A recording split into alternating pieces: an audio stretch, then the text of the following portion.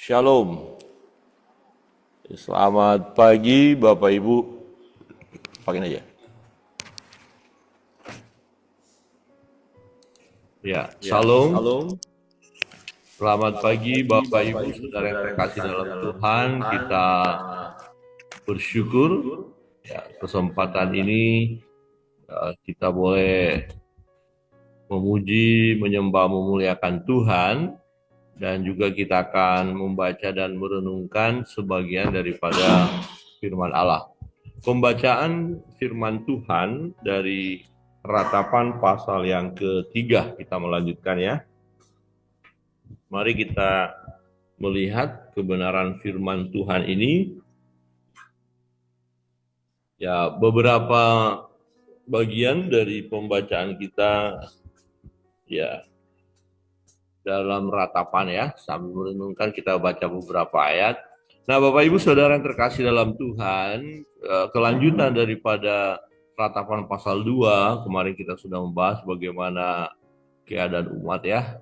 Orang-orang Yehuda, Yerusalem dihancurkan, Bait Allah dihancurkan, dan ratapan pasal 3 masih kelanjutan bagaimana ya Yeremia meratap ya dengan situasi yang ada, menangis ya, meratap itu menangis, bukan hanya sekedar menangis tapi menangis dengan sangat sedih sekali ya, sedih, sangat sedih. Dan dalam perjalanan hidupnya sebagai pelayan Tuhan dan melihat kenyataan pahit ya bagi umat itu, memang karena kesalahan umat itu dituangkan dalam ratapan ini di ayat 6 ya. Coba kita lihat ayat 6, 7 dan 8 ya. Dia berkata begini, ia menempatkan aku di dalam gelap seperti orang yang sudah lama mati. Ini satu ungkapan perasaan yang sangat sedih ya. Kalau kita melihat seperti Tuhan Yesus berdoa di Taman Getsemani, dikatakan seperti mau mati rasanya ya. Jadi menempatkan aku di dalam gelap ya. Kita kalau berada dalam satu gelap, rasanya apa ya, susah, tidak ada damai sejahtera, tidak ada kebahagiaan ya. Nah, kemudian di ayat 7, ia menutup segala jalan keluar bagiku. Dia mengikat aku dengan rantai yang berat, walaupun aku memanggil-manggil dan berteriak minta tolong, tak didengarnya doaku, tak didengarkannya doaku. Jadi ini kondisi yang sangat menyedihkan sekali. Ya, boleh dikatakan hampir mau putus asa ini. Ya, karena doa pun ya nggak dijawab Tuhan. Dan memang Tuhan berkata waktu Yeremia berdoa supaya umat itu bebas dari penghukuman, dan Tuhan berkata nggak usah lagi berdoa seperti itu karena keputusan itu sudah bulat, yaitu ketetapan Tuhan. Alasannya jelas karena ketidaktaatan atau ketidaksetiaan umat itu.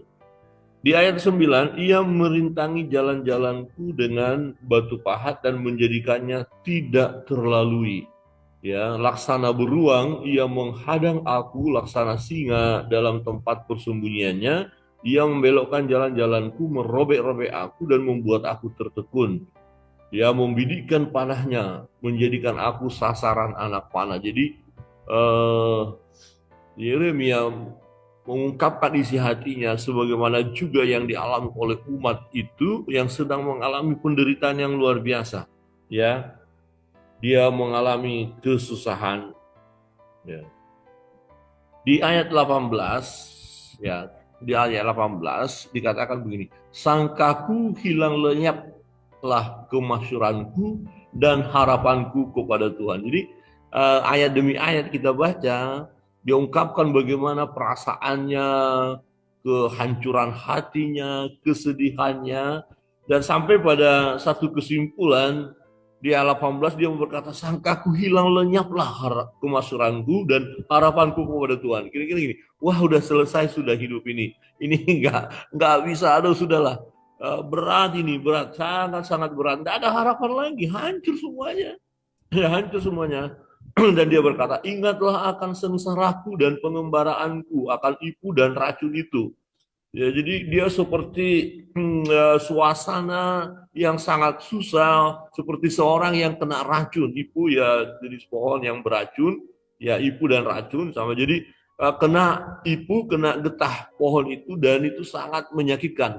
Jadi seperti orang kena getah dan itu mengalami apa? Kesakitan yang luar biasa. Jadi dia berkata, ini kemasyuranku hilang, aku sengsara, ya susah ya hidup ini. Jadi waktu dia mengingat apa yang terjadi dalam kehidupannya dan kehidupan umat itu, wah susah hati dia, susah sekali. Dan di ayat 20 berkata begini, jiwaku selalu teringat akan hal itu dan tertekan dalam jiwaku, dalam diriku. Jadi waktu dia mengingat semua yang terjadi, kesusahan, pergumulan, ya dikatakan seperti racun dan tidak ada harapan lagi. Ketika dia mengarahkan pandangannya ke persoalan itu, ke pergumulan itu, ya tertekanlah dia. Ya, nah bagian ini mau berkata begini, ketika kita di dalam masa susah, masa sulit, ada banyak masalah, problem dalam hidup ini, dan kita fokus hanya kepada masalah kita saja. Aduh Tuhan kok begini hidup ini. Aduh Tuhan ekonomi saya kok begini. Aduh Tuhan kesehatan saya kok begini. Aduh Tuhan teman-teman saya kok begini. Aduh Tuhan pelayanan saya kok begini. Aduh Tuhan, wah aduh Tuhan, aduh seperti mau mati rasanya kira-kira begitu. Jadi ini berbahaya ya kalau kita mengingat kepada persoalan kita saja dalam hidup ini maka kita akan tertekan.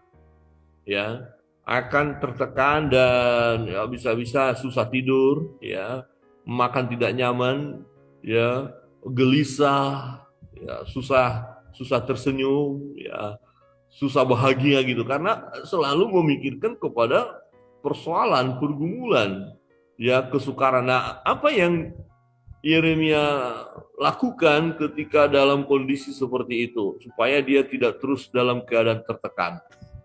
Nah, di ayat 21. Ini yang menarik. Ya. Jadi di tengah-tengah persoalan pergumulan yang hebat itu, dia berkata begini, "Tetapi hal-hal inilah yang kuperhatikan. Oleh sebab itu aku akan berharap." Jadi tadi dia melihat seperti nggak ada harapan. Justru ketika tidak ada harapan, di situ dimunculkan harapan ya.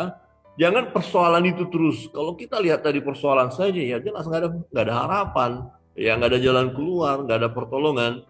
Tapi yang dilakukan adalah aku akan berharap. Harapannya apa? Nah, ayat 22.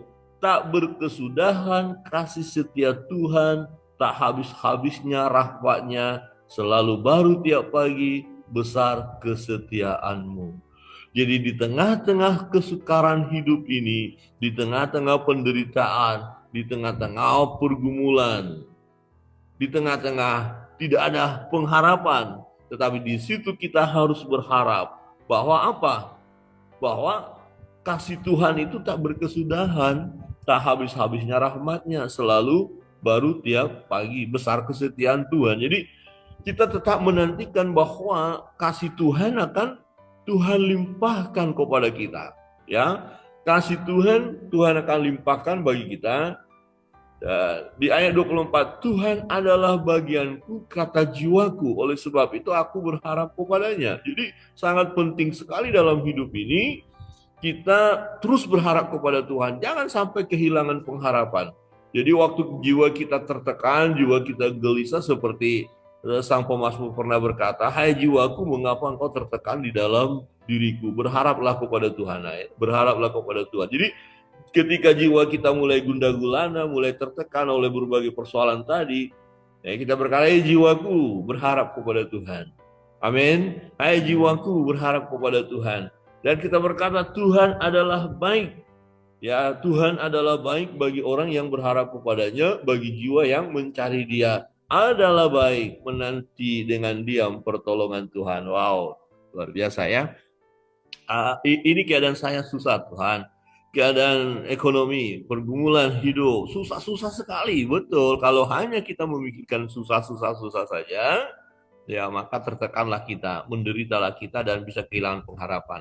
Tetapi di tengah-tengah situasi itu sama seperti Yeremia dalam ratapan ini yang sedang meratap, dia ubah ya, tidak lagi memperhatikan persoalan itu, tapi cuma memperhatikan Tuhan.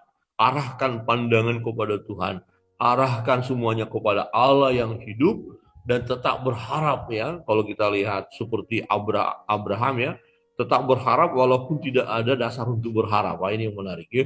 Jadi berharaplah. Yeremia berharap apa? Tuhan bagianku, Tuhan akan menolongku, Tuhan baik, dia bisa buat mujizat, dia bisa tolong, ekonomi saya bisa ditolong Tuhan, kesembuhan saya bisa ditolong Tuhan, rumah tangga saya bisa ditolong oleh Tuhan, persoalan-persoalan hidup bisa ditolong Tuhan, dan aku mau menantikan pertolongan Tuhan. Wow, ini sesuatu yang harus kita lakukan.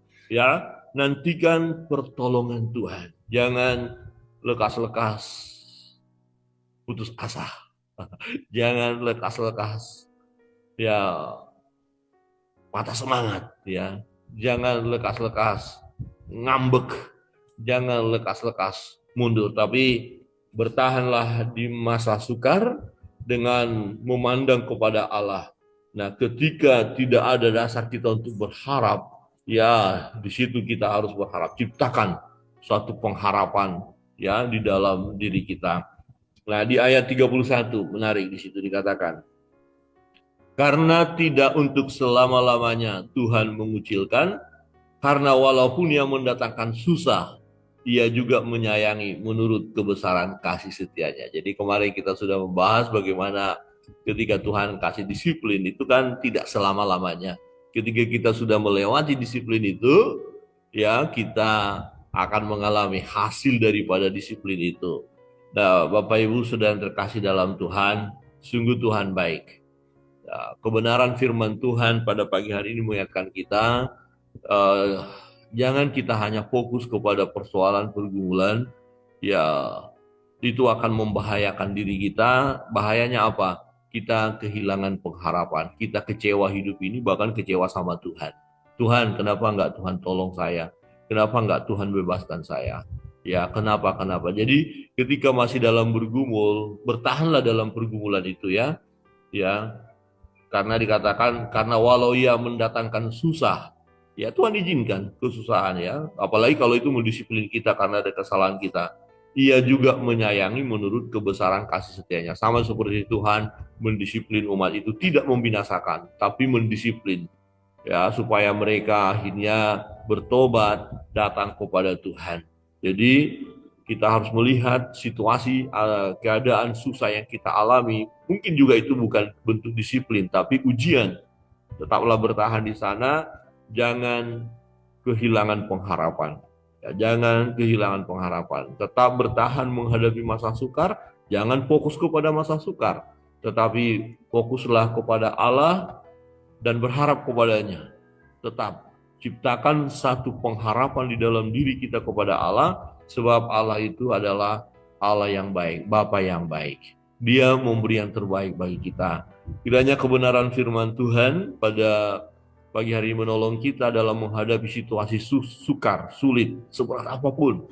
Ya, jangan menyerah, jangan putus asa, kita terima. Kalau itu Tuhan izinkan, bukankah firman Tuhan berkata Allah turut bekerja dalam segala hal untuk mendatangkan kebaikan bagi setiap kita yang mengasihi Tuhan. Ketika Tuhan izinkan itu, persoalan itu, pergumulan itu, terima kasih Tuhan.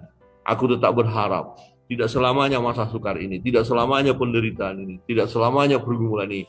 Engkau punya waktu, ya. Dan ketika tiba waktu, ya aku akan melihat kebesaranmu, kekuatanmu, dahsyatnya Allah, dan mujizat demi mujizat terjadi dalam hidup kita. Ya, kiranya Tuhan Yesus memberkati kita ketika kita dalam persoalan pergumulan. Hanya yang terpenting datang kepada Tuhan dan nantikan pertolongan Tuhan. Ya, berharap kepadanya. Tuhan akan menolong kita. Amin. Tuhan menolong Bapak Ibu, Saudara, seluruh pelayan-pelayan Tuhan, jemaat Tuhan, hamba-hamba Tuhan, kita semua. Tuhan menolong kita. Perbuatan Tuhan ajaib. Tuhan Yesus memberkati kita sekalian.